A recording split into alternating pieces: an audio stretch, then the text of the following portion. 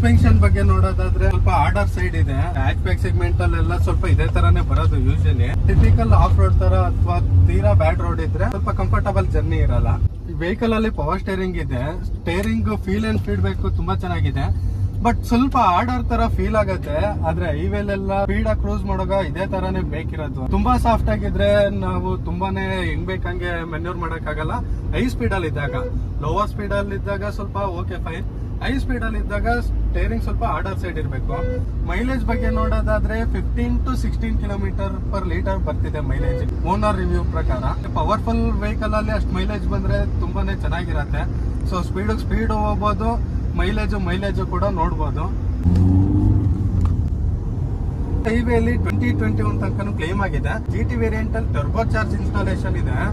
Power ಮಾತ್ರ lower level ಇಂದ mid level ಇಂದ ಹೈ ಲೆವೆಲ್ ಹೋಗೋ ತನಕ ಒಳ್ಳೆ ಪಿಕಪ್ ಇದೆ. ಎಲ್ಲೂ ಲ್ಯಾಗ್ ಆಗಿಲ್ಲ ಪವರ್ ಅಲ್ಲಿ.